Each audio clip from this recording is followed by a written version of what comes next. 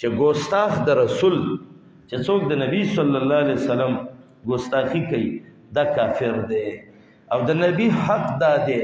صارم المسلول کې شیخ الاسلام ابن تیمیه صاحب لیکلي دي او شفا کې قاضی عیاض هم لیکلي دي الشفاء بحقوق المصطفى او شیخ الاسلام شپږ روایت راوړي دي چې ګستاخ رسول د نبی څو ګستاخ دا به واجب القتل او دا آیات دلیل دی والذین یؤذون رسول الله لهم عذاب الیم او دا آیات چې لا تعتذروا قد کفرتم بعد ایمانکم او شیخ الاسلام انقلابی سړیو د بعضې نوم کې انقلابي کتاب له نوم لیکلی دی علما وایي دا جیل کې لیکلی دی د کتاب څه نوم دی الصارم المسلول هغه توره چې هغه د چانټۍ نه ایستلی شوې ده سمه تېره شوې ده دا کوم ځای له علی شاتم الرسول په څټ او ګردن د ګستاخ رسول ابو جهل په ټولې دنیا کې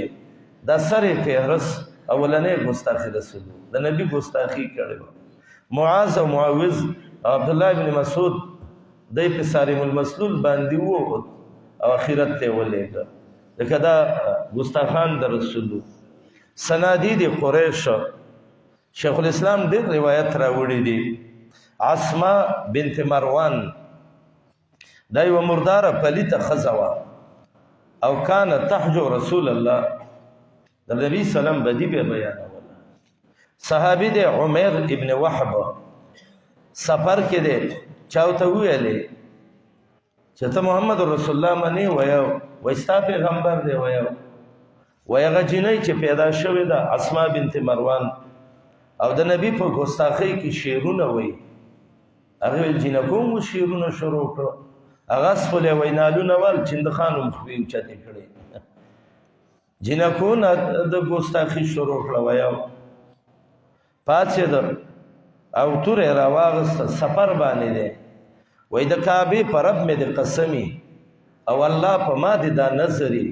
چې زه به تر هغې د خپلې ښځې او کور ته نه ځمه چې ما د اسما سر د تورې لاندې کړی دی او د هغه ځای نه را روان شو پردو وطن او کلي ته ځي اول معلومات کوي د اسما کور کوم ځای کې دی فلانې د شپې پسې ورپاڅېد او په دیوال ور واوښت او سر یې ترې کټ کړ او دا توره یې پکې ور ومنډله یو روایت کې دی د محمد رسول الله مخې ته یې ویشته وایي دا د اسما خوله ده چې په تا پسې خوځوله نو نبي صلی الله علیه وسلم وایي که څوک ګوري هغه سړی چې د الله او د رسول مدد یې کړی نو عمر ته دې وګوري دا الذي نصر الله ورسوله د الله او د رسول مدد یې کړی دی کعب ابن اشرف راوتی و بخاري کې دی ګستاخي د نبي کوله فانه قد آذى الله ورسوله صحابي را پاڅېد و یا رسول الله دا به زه آخرت ته ورسوم هېڅ خبره نه سوچ مه کوه ابو نایله دی ناشنا صحابه دي عباس ابن جبر دی 15 صحابه دا راووتل او رال هغه ته وایي موږ د نبي نه تنګ شوي تاله راځو خو په موږ یې روپۍ دي رابعیدینه بچی هغه ورته وایي ښځې راسه ګاڼه کوي نو دی ورته وایي چې قریشو کې خو دا ډېر عار دی او عربو کې به خلک وایي سبا چې مشر ته ښځې ګاڼه کې بولې وایي بچي یاره دا هم نشو کولی بچي سبا به ورته پیغور کېږي چې په یو او دوه وثقو کې نیولي وایي ښه څه وکړو درېم وسلې راوړئ لعامه وایي دا به راوړو ټیم وښایه د ورځې نه شو راوړی موږ هم قومین لرو غیرت لرو عربي و چې سر هم کوز نه شي وایي څه ټیم چې م خوښي بس وایي د ماښام او ماسخوتن وخت کې بیا راوړو امام بخاري قصه د کعب بن اشرف د قتل لیکلې ده چې رال دا ملګری ابو نایله دا یې رضاعي ورور هم و عباد ابن بشر و وایي زه به دی ته څه خبرې وکړمه خو تاسې به ګوره دغه نه کوئ دا رسول الله لږه اجازه به راته وکړي هغې ویل وکړه ورته چې راغې نو ته ویې ویلې مشره د ویښته پرېښي غټ غټ وایي ډېره ښایسته خوشبوی دې لګولې ده ستا نظار شو ماښام ټیم دی ور یې وټکو دغه ورته وایي ښځې ورته وایي دا څوک دی وایي دا مې غرزایي ورور دی او بل دی او بل دی ښځې ورته وایي هلکه کښېنه دا د وتو وخت نه دی والله صوت یقطر منه دمه د وینو اواز ترې راوځي نو هغه سینې له ډب ورکړه وایي ان الکریم ولو دعی بلیل اجابا زما غوندې عزتمند زړور که نیمه شپه مو ته څوک وکړي اواز هغه د پاتې کېدو نه دی ښځې ورته وایي ورځه خو شرم دې کښېنه مګر دا قصه دې د شرم شروع کړې دا وخت د وتو نه دی اکثر د ماښام او ماسخوتن منځ کې به ډېر احتیاط کوئ ځکه دا علی حین غفلة من الناس غرمه کې دې وختونو کې نو دا چې راووته نو وسلې پرتې دي نو دی ورته وایي چې جی د دې سر نه ډېر ښه بوی راځي که لږې بوی کمه نو هغه ورته وایي چې عندي اعطر نساء العرب عربو کې ښایسته او خوشبو جوړوونکې جینۍ دا زما ښځه ده دا بې غیرته سړی به میدانونو کې د خپلو ښځو صفتونه کوي زما ښځه داسې ده فلانی داسې ده پوزه یې داسې ده غوږ یې داسې ده سترګې یې داسې دي نو وایي صحیح ده یو څو ټیم نه و شوی نو ته وایي چې بیا مې د زړه داسې تمنا وکړه چې د سردار دا سر بوی کړم که ته دا سر کته کړي نو سر یې کته کړ کلکې د ویښتو نه ونیو او ملګرو ته یې ویلې پدونه کوم اوس پکې قصابي وکړئ ویې وو داسې د سورې سورې یې کښه او بعضو روایت کې سر یې انتقاټ کړه فانه قد آذى الله ورسوله دا اوسیو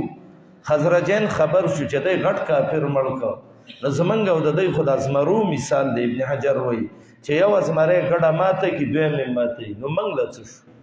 نو نبي علیه السلام ته یې ویلې چې موږ به دې وخت کې یو بل کافر مړ کړو نبي علیه السلام ورته وایي تاسې صبر وکئ نو دلته یو بل کافر ابو رافع چې دا مدینه کې و بار و ده به هم د نبي سلام ګستاخي کوله رسول الله وایي دا هم ګستاخ دی دا وجل غواړي عبدالله ابن عتیق فاسد اوږده واقعه ده لاړ او دننه په څلورم پنځم وار یې پسې کلاو کړ او بالخانه کې د شپې مردار کړ او مړ یې کړ نو هغه چې ووو نو ګزار لږ خطا لاړ نو ده چغه کړه دی وایي زه راووتم ابو رافع دا عبدالله ابن عتیق وایي وایي چې ورته شوم دی چغې کړې چې لأمک الویل رجل دخلني فضربني دخله بیتي وابۍ دې مړه شه څوک راغی او زه یې مړ کړم وایي ما آواز بدل کړه بیا پسې وتلم چې ته لا مړ شوی نه ته ودرېږه بل سړی درشي وایي آواز مې په غیرتو صوتي آواز مې بدل کړه وایي ما ویل چې سید الوادي ابا رافع ابو رافع کوم ځای کې وایي دا اواز وکړه چې دلته یې مو سړی والی وایي ښه ور نږدې شوم یاره جي ته یې او ګزار مې پرې وکړ دا زړه مې موله وشله ملا ډوکې مې موله مات کړ او سمه مې پکې دا نیزه تاو کړه راوتم پنځلسمې سپومۍ ده کله چې اخیرنۍ پوړۍ ته رالم زما دا خیال و چې ځمکه ده خپه مې کېښوده وغورځېدم ملا د خپې دا غټ هډوکی مې مات شو حیران یم یا الله اوس څه وکړم پټکی مې راواغست هغه مې پرې دغه تاو کړ بار رالم ملګرو له ملګرو ویلې ځو مال چې قسم په الله هله به ځمه چې د ده د مرګ اواز واورم ملګري لاړ رسول الله باندې زیری وکړ سار دی ناست دی یو ځای کې اواز کېږي انعي تاجر الشام ابا رافع د شام تاجر ابو رافع بیګا چا وجلی دی راغی نبی صلی الله علیه وسلم له رسول الله له په خپل اسراخ که دا صحابي وایي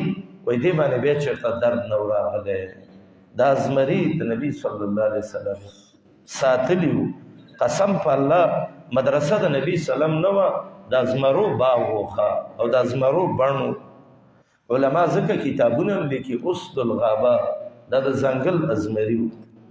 بنا یې څه کې هغه ړاندې یا الله هغه د ګوټ قصه مې له کړې وه چې هغه وایي خوښه دې نه ده چې په ګوډه خپه جنت ته لاړ شو هغه ړوند مدینه کې د ابوهریره څخه روایت دی یوه جینۍ پیغله چا وجلې وه او لار کې پرته وه مدعي نه معلومېده د شپې وجلې وه نبي سلم داسې صحابه را جمع کړو نو صحابه ته ویل دا چا وجلې ده؟ نو داسې څوک مار چیچلی دی چې ما وجلې ده، ځان له کار ګوري. نو اخر یې وویلې که ما څوک پیغمبر مني او زما حق په ځان مني بس منکرېږئ مه ووایه جینۍ چا وجلې ده. اخر د جومات کې یو ړوند پاڅېده، الله ړانده دونه غیرتین د محمد رسول الله ملګري پیدا کړي. قربان نبی سلام ته وایي ما وجلې ده زار شم د نه. یا لکه ړونده څنګه دې مړه کړه؟ وایي ما دروله چې قصت ته وکړه. ملګرو ته لار پرېښود راغی و یا رسول الله دا زما وینځه وه وکانت شفیقة رحیمة بي، زه ورته ډېر ګران وم، ډېره مینه به یې راسره کوله، زه به یې چاپي کولم، صفایي به یې م راله کوله، ډوډۍ به یې م راغسته. او دا لا څه کې ولیه منها ابنینې مثل لؤلؤتین، حاکم کې اوس دا روایت دی. دوه زامن یې م راله په یو ځل غبرګولي راوړي وو او بچي م داسې نه دي، نو سم یې ملغللي دي، سم ښایسته. خو دې جینۍ کې یو بیماري وه او ما ویل زه دوایي وله کوم چې ستا روغه شي، مړه شوه. بیماري څه وه؟ کانت تصب محمدا صلی الله علیه وسلم، زه به ماښام رالم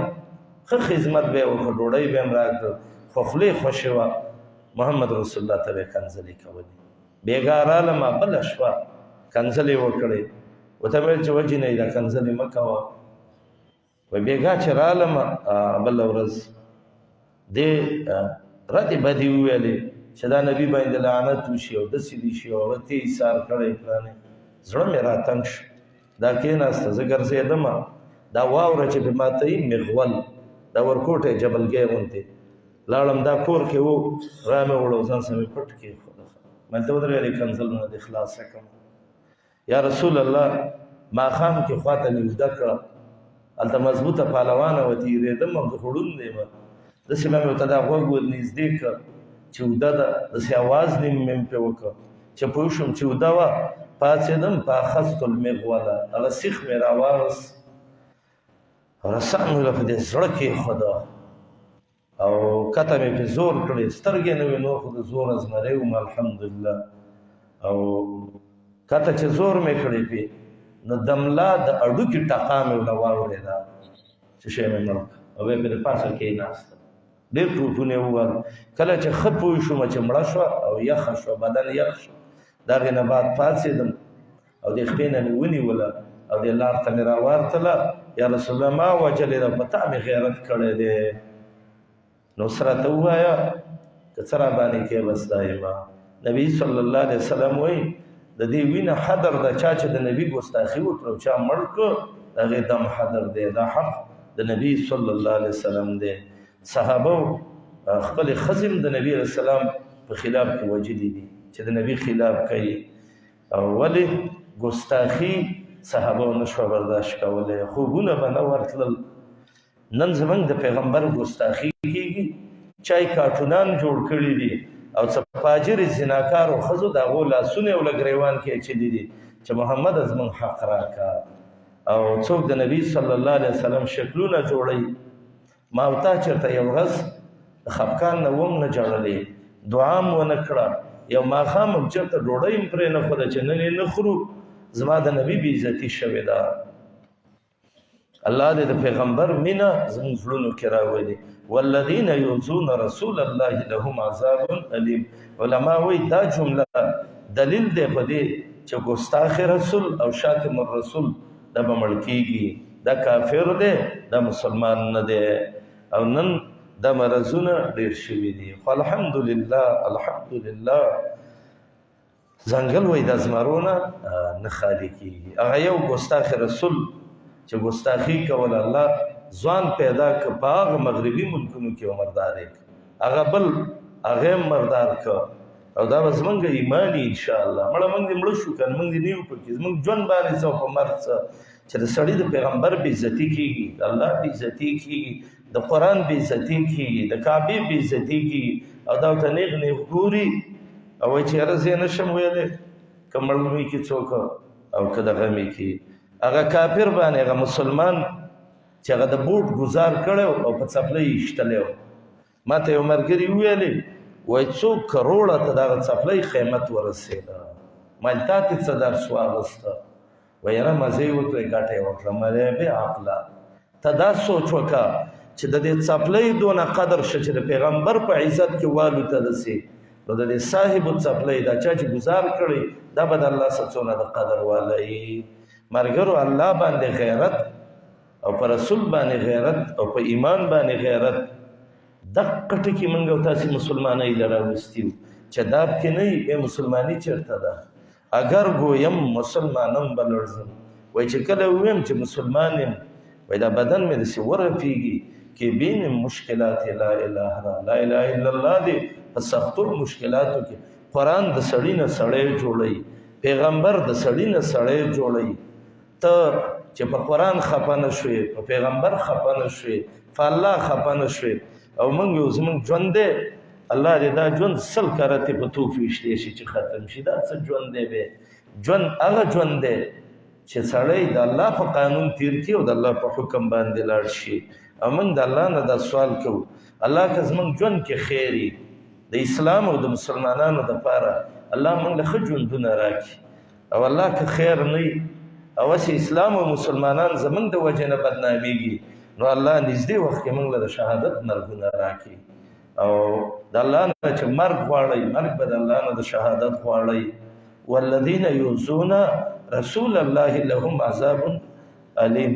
الله وایي هغه خلک چې رسول الله ته ضرر رسوي دی له ډېر درناک عذاب دی